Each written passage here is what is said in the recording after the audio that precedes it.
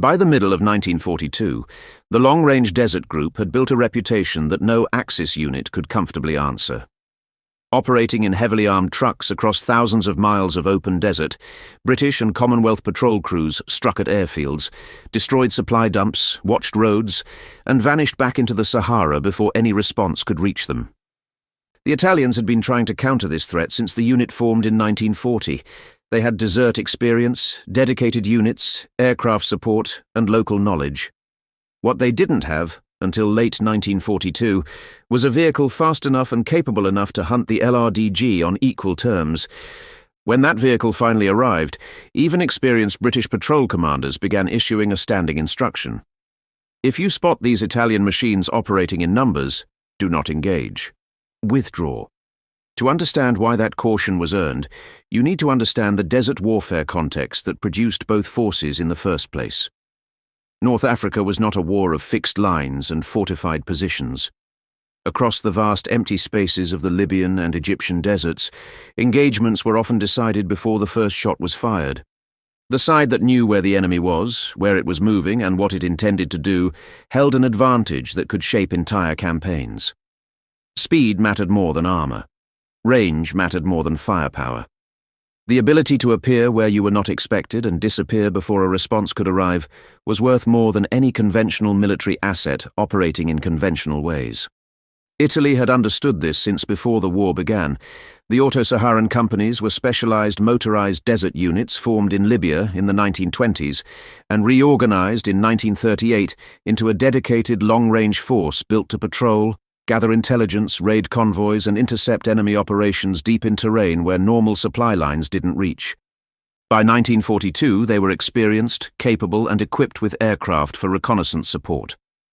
What they were not, until late in the North African campaign, was equipped with a vehicle purpose-built for the kind of warfare they were fighting. Their standard transport, the AS.37, was a capable desert truck, but not a vehicle designed from the outset for long-range raiding and interception. When the LRDG's operations intensified and the pressure on Axis rear areas increased, the gap became impossible to ignore. The solution Italy developed was the camionetta as .42, known informally as the Sahariana. The concept drew directly from what Italian commanders had observed about LRDG operations: the emphasis on speed, range, flexible armament, and the ability to operate far from established bases for extended periods. Where the LRDG achieved this through modified trucks carrying heavy weapon mounts and enormous fuel loads, Italy built something purpose-designed around the same operational logic. The starting point was the chassis of the AB.41 armoured car, itself derived from a proven artillery tractor platform, but the result looked almost nothing like its origins. The heavy armoured silhouette of the AB.41 was stripped away entirely.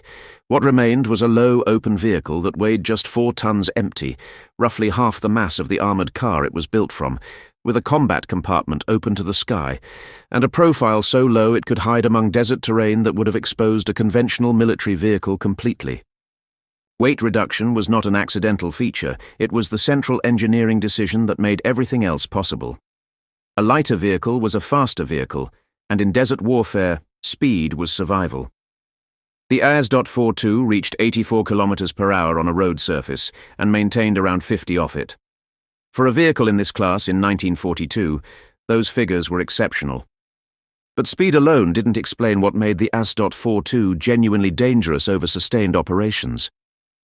That came down to a single number: 2,000 kilometers.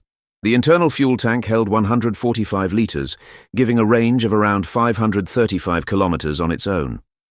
Along the flanks of the open fighting compartment, the crew could mount up to 20 jerrycans, each holding 20 litres of additional fuel. With the external supply fully loaded, the AS.42 could cover 2,000 kilometres without resupply. In a desert where the distance between anything useful could be measured in hundreds of miles, that number meant the vehicle could go places and stay in places that no conventional military response could follow. The armament reflected the same philosophy of flexibility. The primary weapon could be configured for different threats depending on the mission: a Breda 20mm autocannon, effective against aircraft, trucks, and light armor; a 47mm anti-tank gun for engaging harder targets, or a long-range anti-tank rifle for precision work at distance. Secondary machine gun mounts were positioned at multiple points around the open compartment, each capable of full rotation, allowing the crew to engage threats from any direction simultaneously. The vehicle carried no fixed ammunition racks. Rounds travelled in boxes distributed through the fighting compartment, accessible quickly from any crew position. There was a practical irony in the weapon fits that appeared in some vehicles. Captured British Vickers K machine guns, stripped from LRDG vehicles taken in action, were sometimes mounted on the same Italian machines now hunting their former owners. The AS.42 entered service in December 1942, assigned primarily to the Auto-Saharan companies operating in southern Libya and facing the LRDG directly across the desert approaches to the Siwa oasis. The vehicle's low profile made concealment among dunes practical in a way that taller, heavier vehicles could not achieve.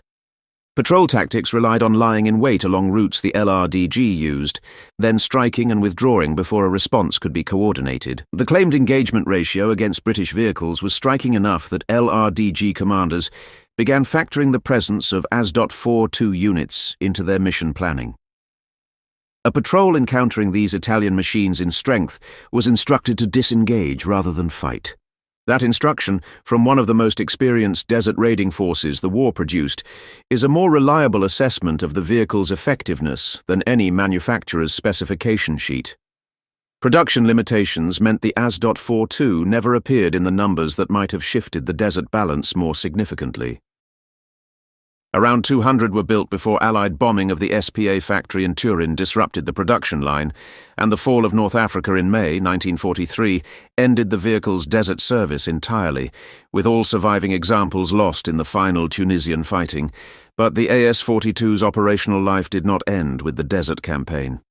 Its subsequent history was more geographically improbable than almost anything its designers intended. Some vehicles fell into the hands of Italian units that joined the Allied cause after the September 1943 armistice. Others were captured by German forces and operated by Italian fascist units attached to German formations. A small number were deployed to the Eastern Front, where vehicles designed for Saharan operations found themselves crossing the Russian steppe. Others reached Normandy in 1944, encountering Allied forces advancing from the opposite direction to the one the AS.42 had originally been designed to oppose. By the end of the war, this vehicle built for one specific theatre had operated across a geographic spread that stretched from the Libyan desert to northern France to the western approaches of Germany. A handful survived that entire journey. When the war ended, several AS.42s were transferred directly into service with the Italian state police, which operated them for routine patrol and rapid response work until 1954. A vehicle designed to hunt British desert raiders in Libya spent its final working years on Italian roads, still performing the role of fast mobile response that had defined it from the beginning.